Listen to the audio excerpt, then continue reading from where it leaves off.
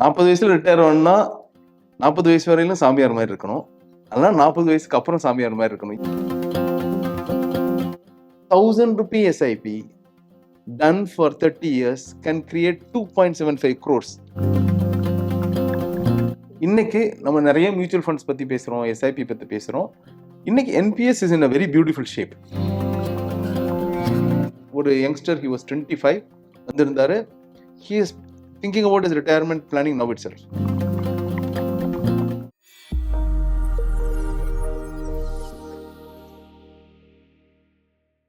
ஜீபோ நேயர்களுக்கு வணக்கம். இன்றைய இருக்கக்கூடிய காலகட்டத்துல எல்லாருமே என்ன யோசிக்கிறாங்க அப்படின்னா, நம்ம 60 வயசு வரைக்கும் வேலை செய்யணுமா, 40 வயசுலயே நம்ம ரிட்டையர்மெண்ட் ஆனா என்ன, எதுக்கு அவ்வளோ காலம் நம்ம உழைக்கணும் அப்படின்னு யோசிக்கிறாங்க. இது நார்மலான லைஃப்ல பாசிபிளா, இல்ல இது ஒரு ட்ரீமா, இல்ல இது ஒரு அச்சீவபிளான கோல் தானா அப்படிங்கறது தான் இன்னைக்கு நம்ம டிஸ்கஸ் பண்ண போறோம். ஸோ 40 வயசுல நம்மளால ரிட்டையர்மெண்ட் ஆகணும் அப்படின்னா நம்மளோட எக்ஸ்பென்சஸ், லைஃப் ஸ்டைல், இது எல்லாத்துக்கும் நமக்கு போதுமான அளவு ஃபைனான்ஸ் நமக்கு இருக்குமா இப்படின்றத பத்தி தான் இன்னைக்கு நம்ம பேச போறோம். இத பத்தி நம்ம கூட பேசுறதுக்காக நிதி ஆலோசகர் கிருஷ்ணதாசன் சார் நம்ம கூட இணைஞ்சிருக்காரு. நம்ம சார் கிட்ட பேசலாம். சார் வணக்கம் சார். சார், இப்போ நிறைய பேருக்கு இருக்க மென்டாலிட்டி என்ன அப்படின்னா, 60 வயசு வரைக்கும் ஒர்க் பண்ணணுமா, ஏன் 40 வயசுல ரிட்டையர்மெண்ட் ஆனா என்ன அப்படின்னு நினைக்கிறாங்க. சோ இந்த ரிட்டையர்மெண்ட் பிளானிங் பத்தி சொல்லுங்க. இதை எந்த அளவுக்கு நம்ம இந்த காலகட்டத்தை நீடிக்கலாம், இயர்லி ரிட்டையர்மெண்ட் எந்த அளவுக்கு பாசிபிள், அதை பத்தி சொல்லுங்க. So early retirement possible. ஏன்னா முன்னாடி 60 வயசு வரையிலும் ஒர்க் பண்ணாங்கன்னா, என்னதான் இன்ஃப்ளேஷன் விஷயங்கள்லாம் இருந்தா கூட டெஃபினெட்லி முன்னாடி இருந்த சேலரி லெவல்ஸ் அண்ட் இன்கம் லெவல்ஸை கம்பேர் பண்ணுறது இப்போ இருக்கிற இன்கம் லெவல் ரொம்ப ஜாஸ்தி. அதில் ஒன்றும் மாற்று கருத்தே கிடையாது. ஸோ அப்படி இருக்கும்போது முன்னாடி 60 வயசு வரையிலும் சம்பாதிச்சு சேர்த்த அளவுக்கு நீங்கள் வெயிட் பண்ண வேண்டிய அவசியம் இல்லை. 50-55 வயசுல ரிட்டையர் ஆகலாம். பட் 40ங்கிறது ரொம்ப டூ ஏர்லி. ஏன்னா மோஸ்ட்லி 23-24 இயர்ஸ்ல தான் ஒருத்தர் வேலை பார்க்க ஆரம்பிப்பாரு. அதுலேருந்து 15 வருஷத்துல நீங்கள் ரிட்டையர் ஆகும்போது ஒரு விஷயம் யோசிக்கணும். 60 வயசுல ரிட்டையர் ஆகும்போது நீங்க மேபி 85னா இன்னும் 25 வயசு வரையிலும் இருப்பீங்க. இன்னும் 25 வருஷம் இருப்பீங்க. ஆனா 40 வயசுல ரிட்டையர் ஆகும்போது நீங்க இதுவரையிலும் வாழ்ந்த காலத்தை விட இன்னும் வாழ போற காலம் இன்னும் லாங்கர். Which means 45 years. 45 இயர்ஸுக்கு நீங்க you have to create a corpus. 45 இயர்ஸ்க்கான கார்பஸை நார்மலி நீங்க 15 இயர்ஸ்ல கிரியேட் பண்றது ரொம்ப கஷ்டம்.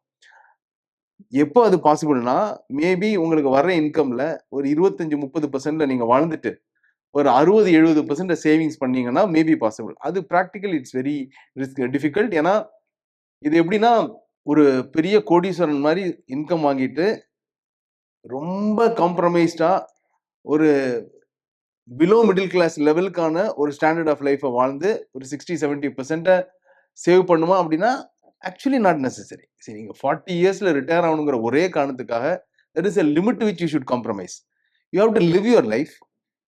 ஓரளவுக்கு எல்லாம் அனுபவிக்கணும். Of course you should not splurge and you should then create a corpus. அப்படின்னா தென் நீங்க அட்லீஸ்ட் 25 இயர்ஸ்ல ஆரம்பிச்சு ஒரு க்ளோஸ் டு 50 வரையிலும் நீங்க ஒர்க் பண்ணி லைஃப் ஸ்டைலையும் ஓரளவுக்கு என்ஜாய் பண்ணியிருந்தீங்கன்னா அண்ட் ஓரளவுக்கு டிசிப்ளினோட சேவிங்ஸ் பண்ணிங்கன்னா மேபி 50ல இட் இஸ் பாசிபிள். அண்ட் 45னா ரொம்ப நெருக்கி பிடிச்சிருக்க வேண்டியது இருக்கும். ரொம்ப நீங்க ஒரு லைஃபை ரொம்ப நார்மல் லைஃப் ஸ்டைல லீட் பண்ணி பெரிய லெவல்ல சேவிங்ஸ் பண்ணி மேபி 45ல possible. But 50 is a year which looks decent, where you don't compromise so much on your standard of living.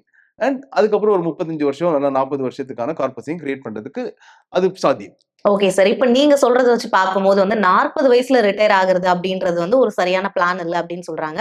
So இந்த ஆசையே நம்ம ஒரு தப்பான ஆசை அப்படின்னு நினைக்கலாமா? இப்போ நம்ம இதை ஃபாலோ பண்ணணும், இதை நம்ம அச்சீவ் பண்ணோம் அப்படின்னா 20-25 வயசு இருக்கவங்க என்ன பண்ணலாம், 30-35 வயசு இருக்கவங்க என்ன மாதிரியான ஸ்ட்ராட்டஜிஸ் ஃபாலோ பண்ணலாம் sir? Strategy wise it's very simple. 40 வயசுல ரிட்டையர் ஆகணும்னா 40 வயசு வரையிலும் சாமியார் மாதிரி இருக்கணும். அதனால 40 வயசுக்கு அப்புறம் சாமியார் மாதிரி இருக்கணும். இவ்வளவு ஏதாவது ஒரு ஃபேஸ்ல நீங்க சாக்ரிஃபைஸ் பண்ணி ஆகணும். ஸோ 40 வயசு வரையிலும் சாக்ரிஃபைஸ்னா பெரிய செலவு எதுவுமே பண்ணாம கஷ்டப்பட்டு சாப்பாடு இருப்பிடத்துக்கு மட்டும் செலவு பண்ணி லைஃப் ஸ்டைல் எல்லாம் சாக்ரிஃபைஸ் பண்ணியிருந்தீங்கன்னா maybe possible. In a very difficult manor you can manage. இல்லாதவங்க என்ன பண்ணணும், பி வெரி கிளியர். எனக்கு லைஃப்பும் இப்பவும் நல்லா வாழணும், அதுக்கப்புறமும் ஓரளவுக்கு ரிட்டையர்மெண்ட்டுக்கு அப்புறமும் ஒரு டீசென்ட் லைஃப் ஸ்டைல் இருக்கணும்னா 25 வருஷம் நீங்க கொடுத்தாகணும். அப்படின்னா தான் நீங்க பீஸ்ஃபுல்லா இது ரெண்டையுமே பேலன்ஸ் பண்ண முடியும். அதெல்லாம் you will have to keep calculating. ஐயோ இதுக்கு செலவு பண்ணுமா, இதுக்கு செலவு பண்ண, ஒவ்வொரு விஷயத்துக்கும் will be pulled back to spend. So அப்படி இருக்க வேண்டிய அவசியம் இல்லை. 20-25 இயர்ஸ் நீங்க கொடுத்தீங்கன்னா இட் இஸ் பாசிபிள். இன்னைக்குள்ள ஐ மீன் இன்கம் லெவலுக்கு ஒரு 20-25% நீங்க சேவிங்ஸ் இன்வெஸ்ட்மெண்ட்டுக்கு போயிடுச்சுன்னா திஸ் இஸ் டெஃபினெட்லி பாசிபிள். நம்ம முன்னாடியே சொன்னோம், நீங்க எவ்வளவுதான் ஏர்லியரா ஐ மீன் என்ன சின்ன வயசுல விச் மீன்ஸ் 24-25ல எவ்வளவு பெரிய இன்கம் இருந்தாலும் அந்த இன்கம்ல எவ்வளவுதான் சேவ் பண்ண முடிஞ்சாலும் அந்த save I mean I'm talking about somebody who wants to retire at 40 அந்த 15 வருஷத்துல அதோட காம்பவுண்டிங் growth அந்த லெவலுக்கு இருக்காது. முன்னாடியே சொன்னோம், நம்ம வந்து எப்படின்னா ஒரு இன்வெஸ்ட்மெண்ட் காம்பவுண்டிங்ல first factor the time you have stayed invested, அதுதான் ஃபேக்டர். தென் அண்ட் நம்ம சொன்னது மாதிரி actually the quantum of money which you invest is the third factor. Second is the return and third only is the money. அப்படி இருக்கிறதுனால நீங்க எவ்வளவு காசு நீங்க சேவ் பண்ணினாலும் நீங்க கொடுக்க போற டைம் ஒரு 15 இயர்ஸ்ங்கிறதுனால அந்த காம்பவுண்டிங் இம்பாக்ட் பெரிய லெவல்ல இல்லாம போயிடும். 25-30 வருஷம் ஆகும்போது தான் the compounding impact is really huge. So that is why exactly you are saying நீங்க உங்க லைஃப் நல்லா வாழுங்க, don't sacrifice much. இந்த 20-25% சேவிங்ஸ் கொடுங்க, அதுக்கு ஒரு 25 வருஷம் டைம் கொடுங்க குரோ ஆகிறதுக்கு.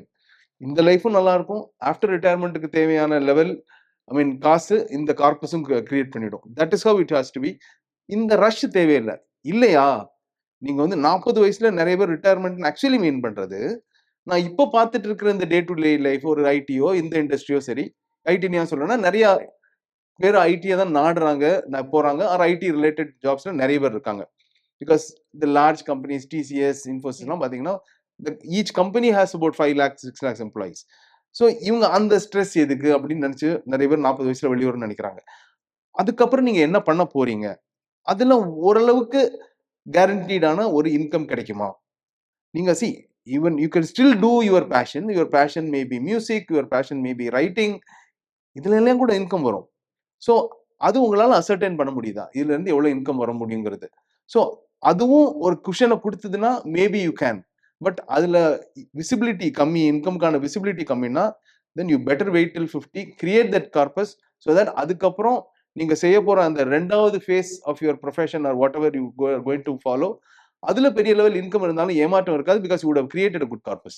Okay sir. இப்போ வந்து இந்த இயர்லி ரிட்டயர்மென்ட் வந்து பிளான் பண்றவங்க எந்த செலவுகள்ல வந்து அதிகமா வந்து கவனம் செலுத்தணும் சார்? இப்ப அவங்களுக்கு வந்து நிறைய செலவுகள் இருக்கும். Inflation, life style changes, medical எக்ஸ்பென்சஸ்ன்னு நிறைய நமக்கு இருக்கும் சார். சோ அவங்க வந்து எதுல வந்து மெயினா முக்கியத்துவம் கொடுத்து அந்த வந்து பாத்துக்கணும் சார்? 2-3 விஷயம் நமக்கு வந்து லைஃப்ல எதிர்பாராத செலவுன்னு வர்றது மோஸ்ட்லி ஹெல்த் எக்ஸ்பென்சஸ் தான் இருக்கும். எதிர்பாராத செலவு அது நமக்கா இருக்கலாம், அல்ல பேரண்ட்ஸ்க்கா இருக்கலாம். ஸோ இந்த செலவை எப்படி கண்ட்ரோல் பண்றது, வராம பாதுகாக்கிறது, அல்ல உங்க பாக்கெட்ல இருந்து காசு போடாம பண்ணணும்னா உங்க பேரண்ட்ஸ்க்கு ஒரு நல்ல health insurance policy at early stage எடுத்துருக்கணும். And when I say early stage, நீங்க இப்போ வேலைக்கு போறீங்க, அப்போ உங்க பேரண்ட்ஸுக்கு 50 வயசுனா அப்பவே எடுக்கணும். அவங்க போய் 60 வயசுல எடுக்க ஆரம்பிச்சாங்கன்னா you have to pay very huge premium. அவங்களோட ஹெல்த் கண்டிஷன் மோசமா இருந்ததுன்னா சில பாலிசி கிடைக்காது, அதனால அந்த policy will come at a very high premium. அதனால நீங்க வேலைக்கு போன உடனே if your parents are dependent, அவங்களுக்கு ஒரு ஹெல்த் இன்சூரன்ஸ் பாலிசி இல்லைன்னா அந்த 50-55 வயசு அவங்களுக்கு இருக்கும்போதே ஒரு பாலிசி அவங்களுக்கும் எடுத்துருங்க, உங்க ஃபேமிலிக்கும் எடுத்துருங்க. ஸோ தட் இந்த எதிர்பாராத அதிகப்படியான செலவு வைக்கிற ஹெல்த் எக்ஸ்பென்சஸ் வராமல் போயிடும். Next C spending for entertainment and life style, அதுக்கும் ஒரு கட்டுக்கோப்பு இருக்கணும். விச் மீன்ஸ் ஐஃபோன் லாஸ்ட் இயர்ல ஐ கிவ் யூ டேட்டா 2025ல மட்டும் ஐஃபோன் 16 மாடல் மட்டும் இந்தியாவில் 65 லட்சம் வித்திருக்கு. ஐஃபோன் 16 அலோன் இந்தியால அதிகப்படியா வித்த single model is not Samsung, not Realme or anything. A single model which has sold the most in India is iPhone 16 and it is 65 lakh units. இந்தியாவோட per capita income அவ்வளவு பெரிய இன்கமா என்ன இவ்வளவு இங்க விற்கிறதுக்கு? Which means there are so many particularly youngsters who are irrationally spending on gadgets. And இது மொபைலுக்கு ஒரு எக்ஸாம்பிள் சொன்னா நமக்கு டேட்டா இருக்கு, இதான் happens in a laptop or a tablet, then yes your two wheeler or car. இதுல எல்லாம் அதுக்கும் தம்பு ரூல் இருக்கு. Particularly income I mean your வெஹிக்கிளை பொறுத்தவரைக்கும் உங்களோட சேலரி எவ்வளவோ, ஆனுவல் சேலரி எவ்வளவோ அதை நீங்க கால்குலேட் பண்ணுங்க. உங்க 4 to 6 months இன்கம் என்னவோ, 4 to 6 months இன்கம் என்னவோ, நீங்க வாங்குற வெஹிக்கிளோட காஸ்ட் அவ்வளவுதான் இருக்கும். ஸோ அந்த லெவலுக்கு மேல you should not extend your cost of your vehicle. So இந்த கண்ட்ரோல் இருக்கணும். Then there are so many them rules. Of course credit card use பண்றவங்க ரொம்ப சிம்பிளா சொல்லணும்னா, உங்க கையில பணம் இருந்ததுன்னா என்ன வாங்குவீங்களோ, அத மட்டும் தான் நீங்க கிரெடிட் கார்டு இருந்தாலும் வாங்கணும். கிரெடிட் கார்டு இருக்குங்கிற ஒரே காரணத்தினால, நான் இன்னைக்கு போயிருந்தா ஒரு ரூ. 1000க்கான ட்ரெஸ் வாங்கியிருப்பேன். கிரெடிட் கார்டு இருக்கிறதுனால ரூ. 2000க்கு அதே மாரி ஒரு 3 ஐட்டம் வாங்கிப்பேன். ஏன்னா அப்புறம் தானே. ஸோ இதே மாரி அனாவசிய செலவுகள் டெஃபினிட்லா கண்ட்ரோல் பண்ணணும். And also entertainment. நீங்க இன்னைக்கு ஓடிடி வந்துருச்சு. எவ்ரி வீக் நம்ம ஃபேமிலியோட எவ்ரி மந்த் 2 டைம்ஸ் நீங்க தியேட்டர்ல போய் பார்க்கணுங்கிற அவசியம் இல்ல. சின்ன சின்ன விஷயங்கள் தான் இது. But the moment you know தியேட்டருக்குன்னு போயிட்டீங்கன்னா, பேர் மினிமம் ஃபேமிலிக்கு டிக்கெட் ரூ. 1000 அங்க போய் பாப்கார்னுக்கு ரூ. 1000 ₹2000 ஸ்ட்ரெய்ட் அவே கோஸ். 2 வாட்டி அப்படி போனா, it's ₹4000. Again I am going back. ₹1000 SIP done for 30 years can create 2.75 crores. Here we are talking about 4,000 rupees. 4,000 rupees done for 30 years will create almost 11 crores. 4,000, well, at least do only 2,000. You will create 5.5 crores. அதுலயே. So that is the power of your compromise on unnecessary expenses. Okay sir. இப்ப நீங்க பேசிட்டு இருக்கும்போது சொல்லிட்டீங்க. 40 வயசுல retirement ஆகுறது வந்து கொஞ்சம் ஃபாலோ பண்ண முடியாத ஒரு விஷயம் அப்படின்னு சொல்லிட்டீங்க. சரி வந்து எந்த வயசுல இத ஸ்டார்ட் பண்ணலாம்? ஒரு 20, 25 வயசு இருக்க ஒரு யங்ஸ்டர் என்ன பண்ணலாம்? எப்படி வந்து இந்த கோல வந்து அவங்களால அச்சீவ் பண்ண முடியும்? ஏன்னா வந்து 40 வயசுக்கு அப்புறம் அவங்க வந்து வீட்லயும் இருக்க போறதில்ல. வேற ஏதாவது வந்து இன்வெஸ்ட்மென்ட் அவங்க பண்ண போறாங்க. சோ அவங்க என்ன மாரி ஸ்ட்ராட்டஜிஸ் வந்து ஃபாலோ பண்ணலாம்? Definitely they should be prepared for retirement at 50, not 40. அதே மாதிரி ரிட்டையர்மெண்ட்டுக்கான கார்பஸ்ன்னு வரும்போது, இன்னைக்கு நம்ம நெறைய மியூச்சுவல் ஃபண்ட்ஸ் பத்தி பேசுறோம், எஸ்ஐபி பத்தி பேசுறோம். இன்னைக்கு NPS is in a very beautiful shape. Last 1 இயர்ல 3 கைண்ட் ஆஃப் நோட்டிஃபிகேஷன்ஸ் வந்து முன்னாடி இருந்தத விட என்பிஎஸ் இன்னும் ரொம்ப ஆரோக்கியமா, ரொம்ப இன்வெஸ்டர் ஃப்ரெண்ட்லியா, ரொம்ப பெனிஃபிஷியலா மாறியிருக்கு. ஸோ உங்களோட ஓவரால் எஸ்ஐபி அமௌண்ட் நீங்க யூசுவலி என்ன பண்ணியிருப்பீங்களோ, அதுல அட்லீஸ்ட் ஒரு 10 to 15% நீங்க மந்த்லி ஒரு என்பிஎஸ்ல எஸ்ஐபி பண்ணலாம். என்பிஎஸ்ல பண்ணும்போது நீங்க ரிட்டயர் ஆகிற டைம்ல அண்ட் இன்னைக்கு தேதிக்கு நீங்க இப்போ இருக்கிற ரிஃபைன்ட் என்பிஎஸ்ல 15 இயர்ஸ் நீங்க வச்சுக்கிட்டாலே போதும். அதுக்கப்புறம் whenever you want to withdraw 60% of that is tax free. Balance 40%. Actually அந்த 40%ங்கிறது இப்போ மாறி இருக்கு. 80% நீங்க வித்ட்ரா பண்ணலாம். அதுல 60% is actually tax free. Balance 20%க்கு டாக்ஸ் கட்டணும். மிச்சம் இருக்கிற 20% மட்டும் நீங்க ஆனுவிட்டியா எடுத்துக்கிட்டா போதும். என்ன சொல்றாங்கன்னா மேபி இந்த 80% which you can withdraw lump sum அதுவுமே டாக்ஸ் ஃப்ரீ ஆகிறதுக்கான வாய்ப்பு இருக்குங்கிறாங்க. மேபி பார்க்கலாம், பட்ஜெட்ல ஏதாவது வரலாம், மேபி வராமலும் இருக்கலாம். ஸோ பட் இப்போ மியூச்சுவல் ஃபண்ட்ஸ் நம்ம பண்ணும்போது you have the flexibility, liquidity. அந்த லிக்விடிட்டி என்பிஎஸ்ல கிடையாது. And return wise NPS is definitely not so bad. It's kind of very close to mutual fund தான். அந்த லிக்விடிட்டி ஆஸ்பெக்டும் இருக்கிறதுனால நீங்க திடீர்னு ஒரு ஃபண்ட் நல்லா பண்ணல, நீங்க want to take a different call, திடீர்னு வேற ஏதோ ரெக்குவயர்மெண்ட் வருது. ஐ மீன் அத்தியாவசிய தேவைகள் சில நேரம் சொல்லிட்டு வராது நமக்கு. அஃப்கோர்ஸ் திடீர்னு தான் வரும். அதனால நல்ல ப்ராடக்ட்ஸாவே இருந்தாலும் ஒரு good percentage of your investment should go to products which doesn't have a lock in. அது மியூச்சுவல் ஃபண்ட் எஸ்ஐபியில் லாக் இன் கிடையாதுங்கிறதுனால தான் என்பிஎஸ்ல ஒரு 10-15% போடுங்க, பேலன்ஸ் எல்லாம் இதுல போடுங்கன்னு சொல்றோம். அண்ட் முன்னாடியே நம்ம பேசுற மாதிரி ரிட்டையர்மெண்ட்டுக்கு அப்புறம் பெரிய சாக்ரிஃபைஸ் எல்லாம் பண்ற மாதிரி நினைக்காதீங்க. நீங்க வந்து எல்லாத்தையும் அனுபவிங்க. நீங்க வந்து வேலைக்கு போற டைம்ல 5 நாள் வேலைக்கு போறீங்க, 6 நாள் வேலைக்கு போறீங்க, ஒரே ஒரு நாள் தான் வீட்டுல இருக்கீங்க. அன்னைக்கு ஏதாவது பண்ணலாமான்னு யோசிப்பீங்க. ரிட்டையர்மெண்ட் ஆனதுக்கு அப்புறம் ஒவ்வொரு நாளும் யோசிப்பீங்க, இன்னைக்கு என்ன பண்றது, இன்னைக்கு என்ன பண்றது, everyday you don't have much of agenda. So அந்த டைம்ல தான் ஆக்சுவலி நீங்க வெளியில நிறைய போறதுக்கு ஒரு உந்துதல் இருக்கும். அதுக்கான ரொம்ப போர் அடிக்கும் வீட்டுல. ஸோ அதுக்கும் சேர்த்து நீங்க பிளான் பண்ணுங்க. ஏன்னா மேபி 60-70 வயசு வரையும் ஹெல்த் நல்லா இருக்கலாம். அதுக்கப்புறம் யூ நெவர் நோ. ஸோ ஒரு 70-75 வரையிலும் நம்ம ஹெல்த் நல்லா இருக்கும்போது என்னென்ன டிராவல் பண்ணலாம், கோயில் போனோம், எல்லாத்துக்கும் அது பட்ஜெட்டிங் பண்ணி உங்க ஒரு ரிட்டையர்மெண்ட் பிளானிங் பண்ணும்போது இது எல்லாத்தையும் கொண்டு வந்துருங்க. அண்ட் ரிட்டையர்மெண்ட் பிளானிங்கிறது ஓய்வு காலம் தான். பட் ஓய்வு வந்து உங்க சந்தோஷங்களுக்கு இல்ல. It's only for your work.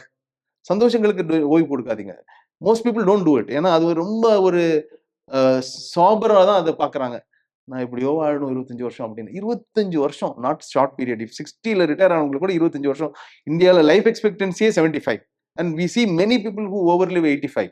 அதனால அதுக்கெல்லாம் சேர்த்து பிளான் பண்ணிக்கோங்க. And see to that your corpus is healthy. Inflation 6% வச்சு கால்குலேட் பண்ணுங்க. கால்குலேட் பண்ணிட்டு ஆல்சோ ஒன் பாயிண்ட், ரிட்டையர் ஆனதுக்கு அப்புறம் இருக்கிற எல்லாத்தையும் கொண்டு எஃப்டில போடணும், நான் சேஃபா இருக்கணும்னு நினைச்சு போட வேண்டாம். ஏன்னா, ஒரு கன்சர்வேட்டிவ் ஹைபிரிட் ஃபண்ட்ல 10% 11% ரிட்டர்ன் வரதுக்கான வாய்ப்பு இருக்கு. A good portion can go into that conservative hybrid funds even after your retirement.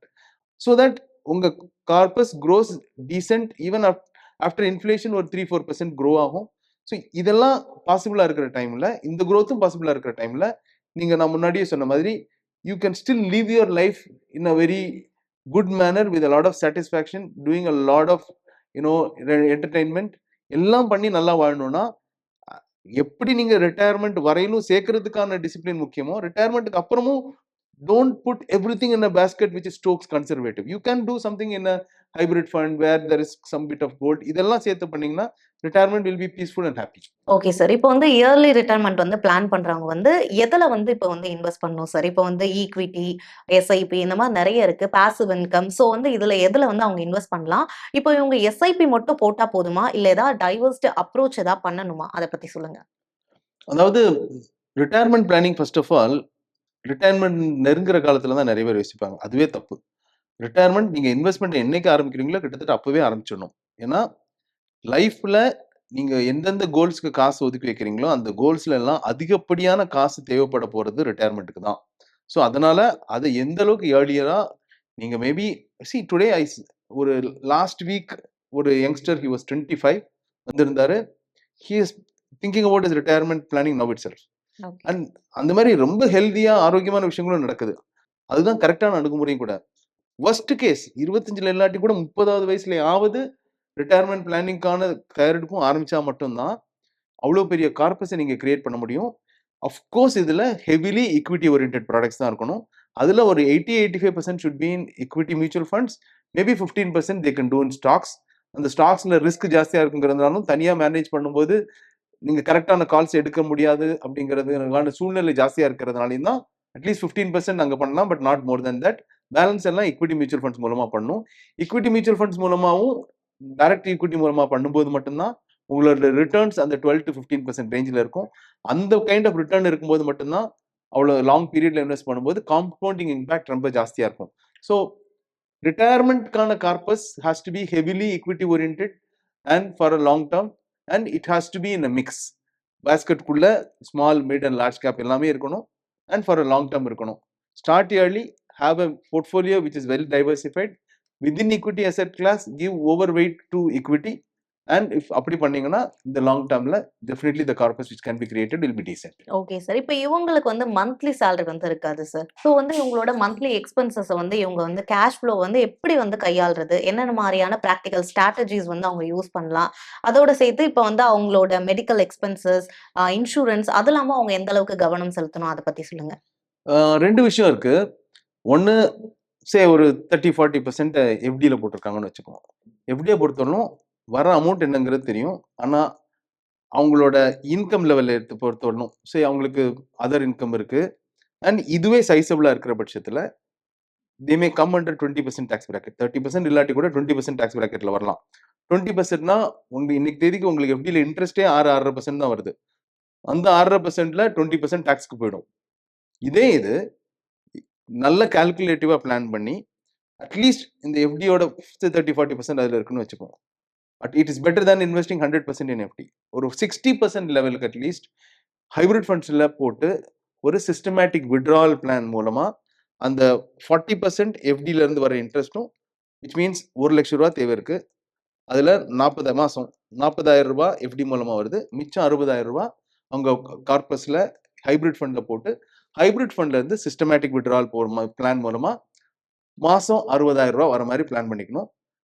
இன்னொரு விஷயம் என்ன பார்த்துக்கணும்னா, ஹைபிரிட் ஃபண்ட்ல இன்வெஸ்ட் பண்ணியிருக்கிற அமௌண்ட்டோட 6-7% தான் நீங்க விட்ரா பண்ணணும். அந்த 6-7% வந்து இந்த 60,000 ருபீஸை கொடுக்கணும். அது இதற்கு அந்த மாதிரி பிளான் பண்ணணும். ஏன்னா நம்ம என்ன சொல்றோம், ஹைபிரிட் ஃபண்ட்ல 10% ரிட்டர்ன் வரும், 11% ரிட்டர்ன் வருங்கிறது. ஆனா அந்த 10% 11% அப்படி சிஸ்டமேட்டிக் விட்ராவல் அப்ளை பண்ணாங்கன்னா மார்க்கெட் விழும்போது உங்க கேபிட்டலுக்கு கீழே போயிடும். ரிட்டையர்மெண்ட் ஸ்டேஜ்ல யாரும் மார்க்கெட் சூழ்நிலைகளால அவங்க இன்வெஸ்ட்மெண்ட் வந்து போட்ட முதலுக்கு கீழே போறதை விரும்ப மாட்டாங்க. And that is something which is very hard to digest. And அது இந்த லெவலுக்கு விடக்கூடாதுங்கிறதுனாலையும் வெறும் 6-7% மட்டும் பிளான் பண்ணுங்க. மிச்சம் இருக்கிற அந்த 3% எக்ஸ்ட்ரா வந்து காம்பவுண்டிங்ல க்ரோ ஆகிட்டே இருக்கும். ஸோ மிக்ஸ் ஆஃப் எஃப்டி அந்த எஃப்டியுமே எல்லாமே பேங்க் எஃப்டியில் போடணும்னு அவசியம் இல்லை. ஹை ரேட்டட் கிரெடிட் ரேட்டிங் இருக்கிற கம்பெனிஸோட எஃப்டிஸ்லையும் கொஞ்சம் பிரித்து போடலாம். அஃப்கோர்ஸ் என்பிஎஸும் இருக்கு, என்பிஎஸ்லேருந்து கொஞ்சம் ஆன்விட்டி வரும். ஸோ மிச்சம் இருக்கிறத அதுவும் ப்ரிடாமினன்ட் அமௌண்ட் வந்து சிஸ்டமேட்டிக் விட்ரால் பிளான் மூலமா பண்ணும்போது அந்த விட்ரால்ல இருந்து வர்ற கெயின்ஸ்ல மட்டும்தான் நீங்க 12% டாக்ஸ் கட்டுவீங்க லாங் டேர்ம் கேபிட்டல் கெயின்ஸ்னா. அதே மாதிரி ஒரு வருஷத்துக்கு 1.25 lakhs வரையிலும் லாங் டேர்ம் கேபிட்டல் கெயின்ஸ் வந்து இஸ் எக்ஸம்ப்டட். ஸோ இந்த அட்வான்டேஜஸ் எல்லாம் ஒரு சிஸ்டமேட்டிக் விட்ரால் பிளான் மூலமா இருக்கிறதுனால சிஸ்டமேட்டிக் விட்ரால் பிளான் மூலமா பல்க் ஆஃப் தி அமௌண்ட் எடுக்கிறதுக்கு பிளான் பண்ணா they will pay lesser taxes and have higher returns also. Okay sir. இப்போ வந்து இயர்லி ரிட்டயர்மெண்ட் பிளான் வந்து பண்ணும்போது இந்த இன்வெஸ்டர்ஸ் வந்து என்னென்ன காமன் மிஸ்டேக்ஸ் வந்து நிறைய பண்றாங்க சார்? நீங்க ஒரு பிராக்டிகலால அட்வைஸ் கொடுக்கணும் அப்படின்னா என்ன கொடுப்பீங்க? பெரும்பாலும் பண்ற மிஸ்டேக் என்னன்னா மோஸ்ட்லி எஃப்டிக்குள்ள மட்டுமே போடுறது அவசியம் இல்லை. ஏன்னா முன்னாடி ஈக்விட்டிஸ் பத்தி ஹைபிரிட் ஃபண்ட்ஸை பத்தி எல்லாம் பெருசா ஞானம் இல்லாம இருந்தது, பண்ணாங்க, ஓகே. இன்னைக்கு இவ்வளவு அண்டர்ஸ்டாண்டிங் இருக்கு, நாலேஜ் இருக்கிற டைம்ல போய் எல்லாத்தையும் கொண்டு எஃப்டியில போடக்கூடாது ஒண்ணு. அண்ட் நாங்க அங்க சிலது பார்த்துருக்கோம்.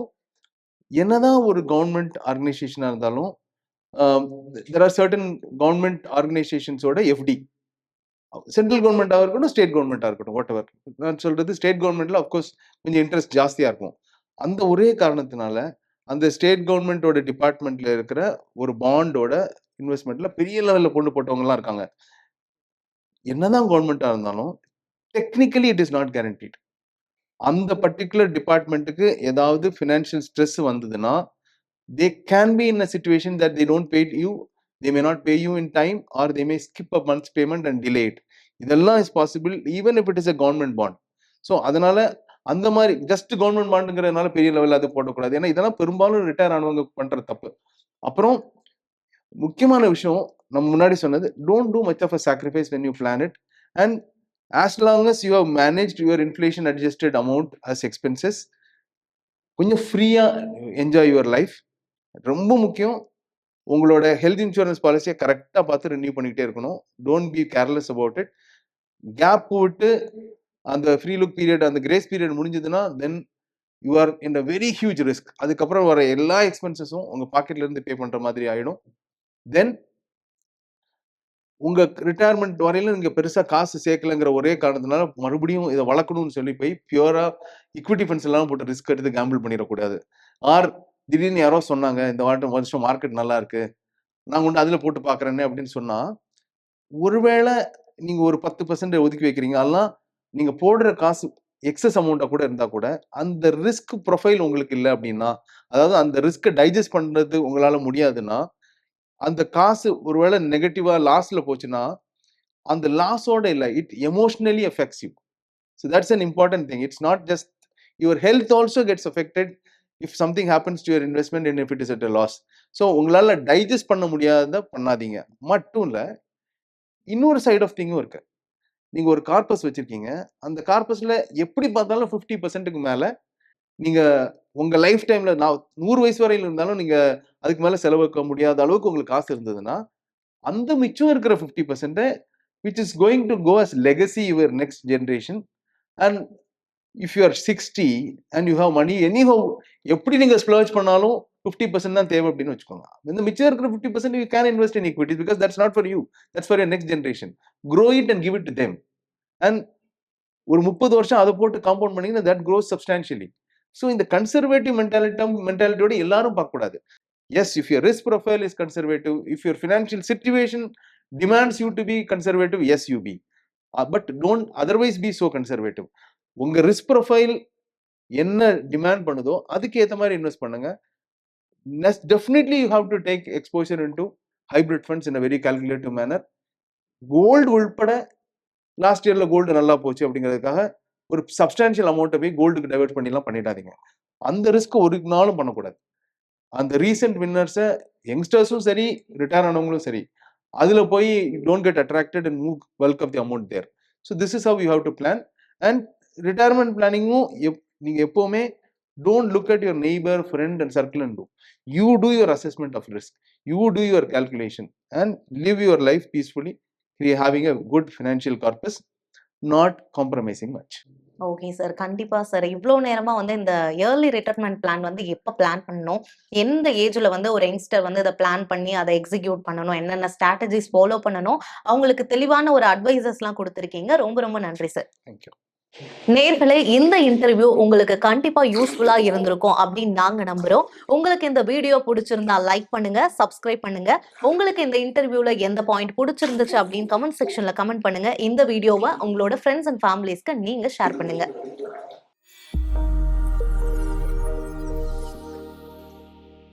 Investments in security markets are subject to market risk. Read all the related documents carefully before investing.